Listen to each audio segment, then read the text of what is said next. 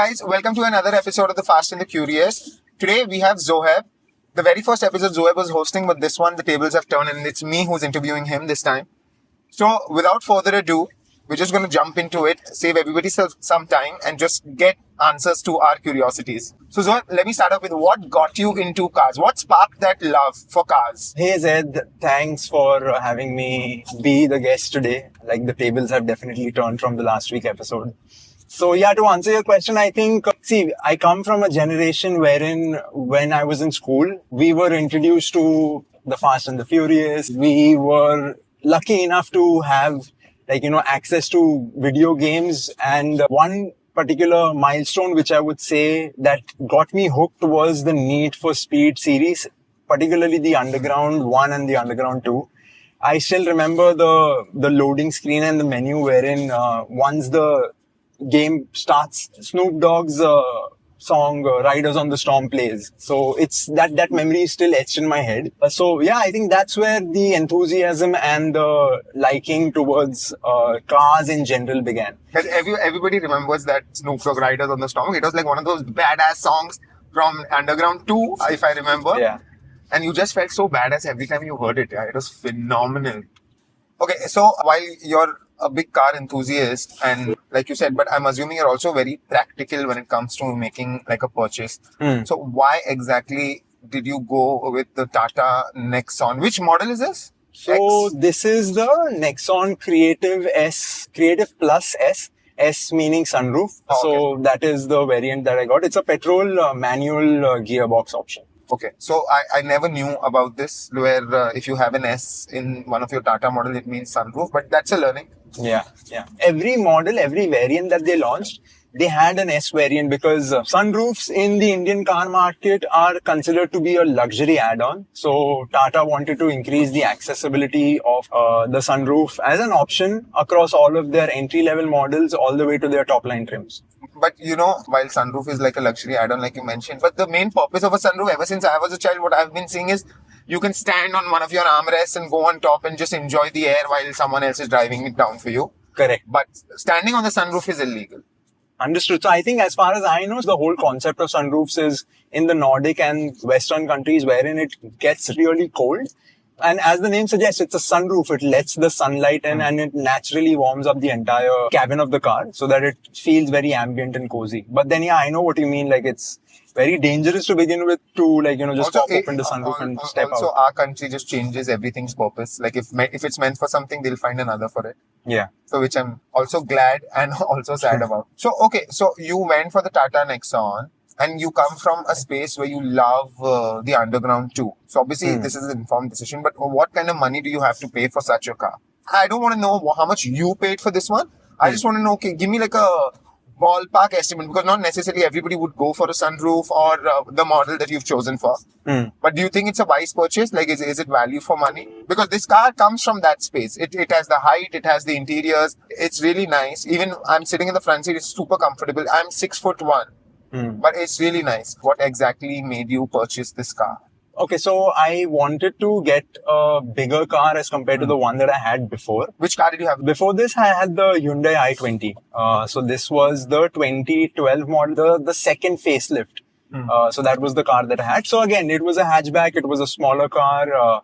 So I felt somewhere in between is where the Tata Nexon checked all of the boxes. It is quite spacious. It is filled with all of the new tech, touchscreen controls, Apple CarPlay and Android Auto. All of that is really nice. But then, no, to answer your question, it starts off at introductory price of around 8.5 lakhs on road. And the topmost variant with all of the features, add-on luxury features, air purifier, all of those things, I think that will cost you somewhere in the range of 14 to 15.5 on road. There's an air purifier in these cars? I mean, in general, in cars in general. Yeah, there is. Again, you wouldn't, it's not that commonplace that you find air purifiers. I've never even heard of an air purifier. Exactly. Seeing the outdoor conditions of all of our metro cities, I think it is a must, even though it's placed as luxury. What does an air purifier do? Because your car already has like an air filter, which filters the air from the AC, that's sucking it in and then throwing it on your face. But what does an air purifier do in that case? Isn't it like the same thing? I'm a little confused. I'm just curious, guys. I'm sure everybody watching is also equally confused. Okay, So- what does an air purifier do different than an air filter? No, And it's that's- also that part of like a service add-on. Whenever you're trying to service your car, you have to change that air purifier as well. Well, that's a really nice question. See, if I were really intrigued by what the air purifier does, I would have probably bought the variant which had the air purifier. This doesn't have the air purifier. This does not have the air purifier. So this particular variant sits one below the top variant. So I think the top variant is called Fearless. They changed their whole naming system, Tata, recently with the launch of this car. So this one is the Creative Plus S. So yeah, this doesn't have the air purifier. This doesn't have Thankfully, like I don't know. What the purpose exactly. of an air Like I purifier also would don't be. really feel what value does it really bring.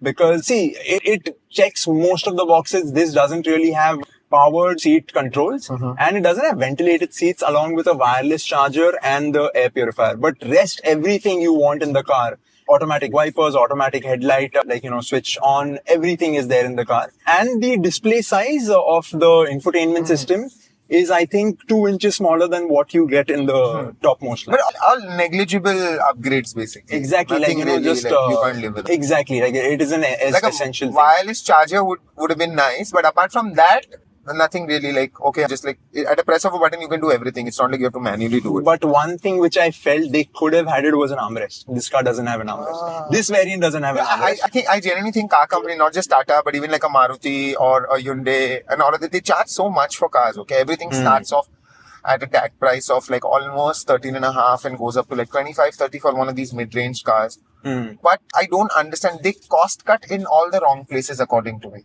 Like they could have probably given something lesser somewhere else, someplace else, and given an armrest. As simple as that. This is a high vehicle. You need some support. You can't just keep your hand. It's just so awkward. I don't know. I don't understand. They cost cut in all the wrong places.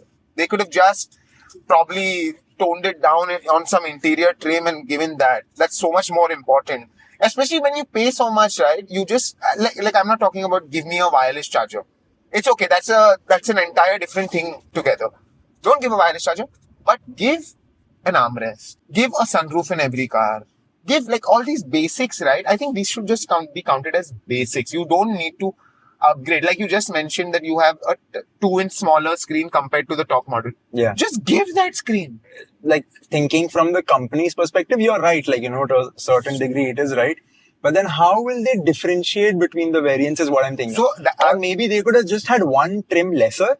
Like this could have been the top variant wherein you pack in all of the features and just sell it as the one and only model. I was reading a case study by Mercedes and Mercedes clearly said, and I think it was like pinpointing towards Teslas, where Teslas have this really long screen. Like it's like very long and broad and your entire panel is essentially a screen and you have all the controls over there to do whatever you want in the car. It's like one master panel, you can control the entire car. The Mercedes said that big screens don't mean luxury. They don't. Because if you want luxury, you have to focus on craftsmanship. Likewise, just because they're giving automatic wipers or giving some wireless charging wouldn't make it like a luxurious model. You have to have the craftsmanship that would drive people to buy a car. Rather than putting in like, I'm giving you white lights in front of the car, I'm giving you some fancy fog lamps and all that. No, the drive quality is what matters. I think that's where Germans, when it comes to competing with all these Indian and Korean brands, German is a little up there. While it fails when it comes, because it's like super expensive. But when it comes to mid-range German car, the drive quality is what matters to people. Yeah. It does. Like you see and feel a significant difference in the drive quality and the connection that you feel with the car is much more You feel a lot more in control. Like I've driven this car. I've driven other cars in life in general. So I've driven the Rapid, I've driven the Vento, I've driven a Polo. You seem much more in control. It's like you have a smile on your face when you're driving. Even though it's not your car. That comes very rarely. And you feel like, okay, I want this car now. That's what makes you buy a car. Exactly. Yeah, that's my biggest motivator. Provided I have the money. Absolutely. That's when I would go and buy a car. I drove it. I liked it. I went and got... Third step is check my bank account and fourth is I got it. Okay. Four steps involved. I wish I could just walk into any showroom over here and just like be like, okay, just give it to me types. If life were only that easy. Yeah, absolutely. So, what exactly do you do to, I wouldn't say afford such a car, but like what exactly do you do that made you buy this car, that enabled you to buy this car? And do you think it was a practical decision, and because you're in that line of work, the only reason I'm trying to draw some sort of a narrative out here is because, when you hear about people from Haryana and UP, they specifically buy like a Scorpio or a Fortuner. Like regular people probably buy like a Scorpio, and this is what I've read because I used to work on Renault for the longest time. People in the higher social strata buy a Fortuner. Because it's high, it has some stance. It just shows shows some sort of a power. It carries some weight that like a social status. It acts as a social But it's just symbol. like it's a little gangster to drive around in like a all blacked out Scorpio or like a dechromed Fortuner. That's my guess because everything black just makes it look sexy.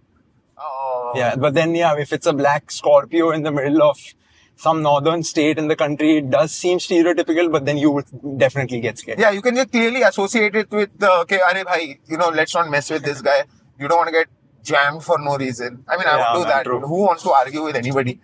So, does this car make sense to what you do as a job? Does it reflect as to what you're doing?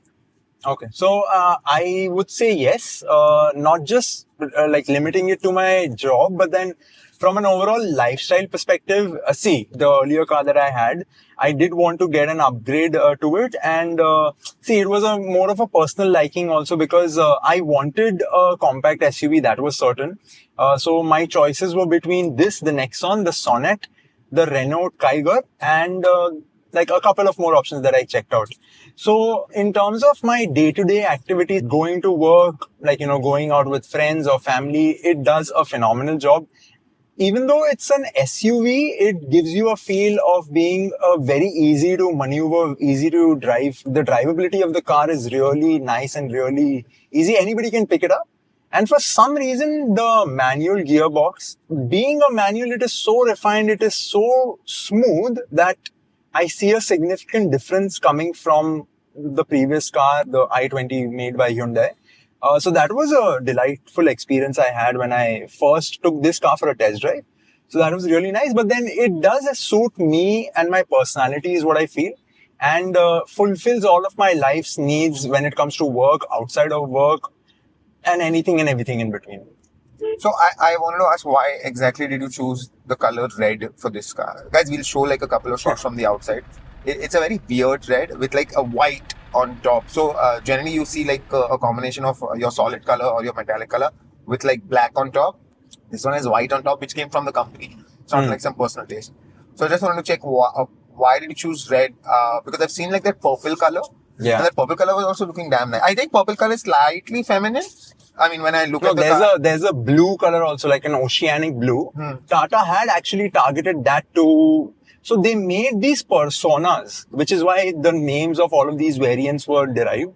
So this creative variant was mostly targeted to the up and coming working professional who's seeing an upward trend in their career. So each different persona had a signature color associated with it.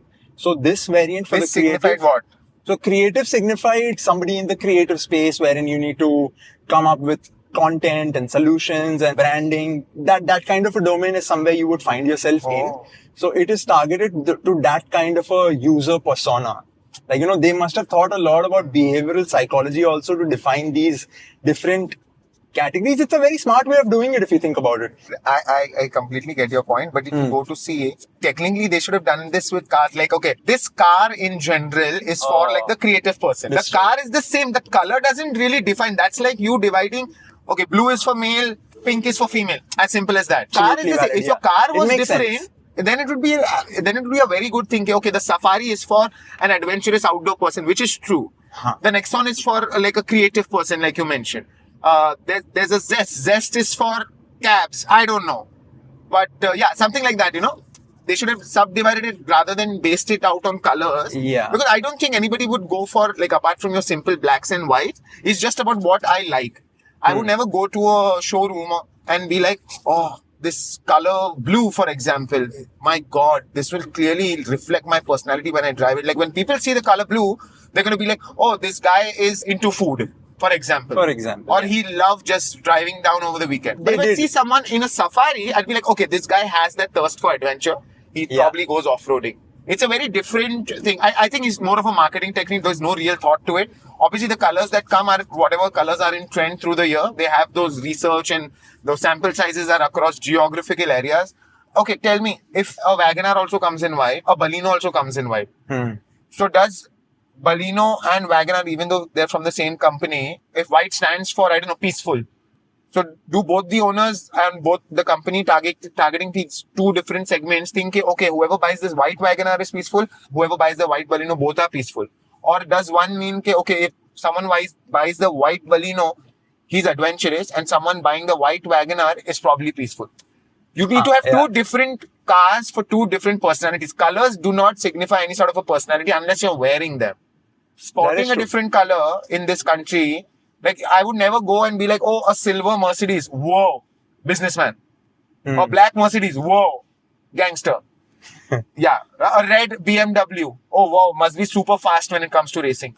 But yeah, I think it's just like a marketing thing and some sales spiel that people just give out. You buy into it, that's a different story. But every variant had multiple color options. So it's not that Creative just has the blue or the base variant just has the white. Your point also does make a lot of sense. But then, see, it comes down to personal preference. I don't work for Tata, so I don't know what. I think it comes down to personal preference. If you think you're lazy and you don't want to wash your car, you just get a black one. You know, one swipe of a wet cloth and it's going to look fabulous. But black is so much more difficult to manage. Like, I wanted the dark edition of this Tata Nexon, but at launch, they didn't really release black color tone. I had the i20 in white and I didn't really want to go with the white. It just left me with the aqua blue option I was telling you earlier about, and then the red.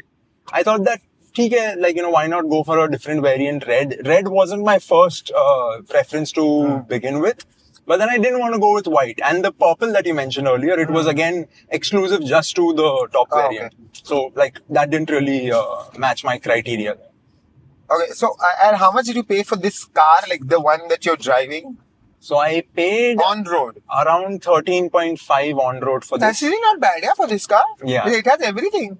Yeah, exactly. Like, you don't want to pay and go for some Creta which costs you around like 26. I think Creta gives you costs 26. The new Creta costs 26 on road, top model, petrol. So I have this friend from Calcutta, and she's recently got a Creta. She has absolutely no opinion on it.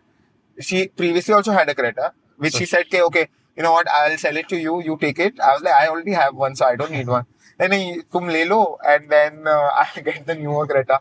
So that also she test drove and she was like, okay, so she got it. So the family is not entirely. But then does she drive? No, she can't even reach the seat. That's what I'm saying. So even non-drivers have an opinion on what kind of car they should have. Their factors of judgment, like this entire conversation that we've had, is very different. They don't drive. So they don't care about the maneuverability of a car, the height of a car, the interiors. Okay, probably they care about the interiors, the color. The driver's driving it. The aesthetic of the car. Yeah, they just want something that they can sit in. Then their filters are very, very, very different. Okay, and after a certain age, we're 30 years of age right now. Once we turn 40, we'll probably be more comfortable in life, for which we will need a driver. But then I don't know how companies are going to target me. Because right now I'm targeted by all these brands because they think I have the economical value to come and buy this car, which is fair because I'm the purchaser. But at 40, I'm not going to choose one of these because I have a driver. So I'm not looking at the filters that I'm looking at buying a car right now. Like, I don't care about the power, the driving quality, anything. What matters to me then? So there's like an entire age group that is from 40 to 60, SEC A+, that companies, I think, entirely omit. Where they don't focus, okay, like for example, if I am driving, what's a driven car advertisement that I've seen? Like a BMW maybe? No, I'm talking about mid-range cars. Oh, BMW and all, they have an entirely different marketing strategy, technique, everything. Take a Skoda Rapid, okay? It's all about how much you can drive, how well you can drive. But at 40, if I see that, I can't relate to it because I'm not planning to drive that car. I'm not going to drive that car at all. So why? I want to see how comfortable is it on the inside. Okay, how much backseat space it has, how much stuff I can keep inside. Correct. Okay, I want to see that. So it's two different approaches entirely. And I think that's where companies like really need to do something about. Because once they move from an individual perspective, right, things would really change for everyone. It just becomes much simpler, I believe. So they may have a niche audience which they would particularly target. But at that age group, not many people will really be the drivers of the car. And they would just want to be taken from point A to point B. Because, they may be so occupied with their work. They may have lost interest in the whole driving experience. So it comes from that positioning. Exactly. And when you said about luxury cars, I have no idea how they market. I mean, they got me. But and 38,000 other people that I know, but I don't know how they do it, dude. They don't really need to do it also. It's something very strange. It's like Lamborghini doesn't need to do ads. Yeah, exactly. So Lambos and all that are such style statements here. It's unbelievable how they make their cars. It even looks so sexy. It wants to make you turn into a gold digger. Including me. I would be friends with anybody who has a Lambo just to sit inside. Okay, now on a lighter note, now that we've spoken about the car, about your profile, about everything that there is, I wanted to ask, this car is new, right? It's probably a year old, something like that. About 18 months, a year and a half. A year and a half. No, so I mean, the only reason I ask how old this car is, because the older the car gets, because we live in Bombay, there are multiple cops, there are no real traffic rules that anybody can follow out here. There are no lane switching fines or any. So the fines are basically every time you get caught, you'll get fined. Yeah. If you get caught, if you get stopped, you will get fined for something or the other. I remember I have paid a fine because the font on my number plate was small at Jew Circle.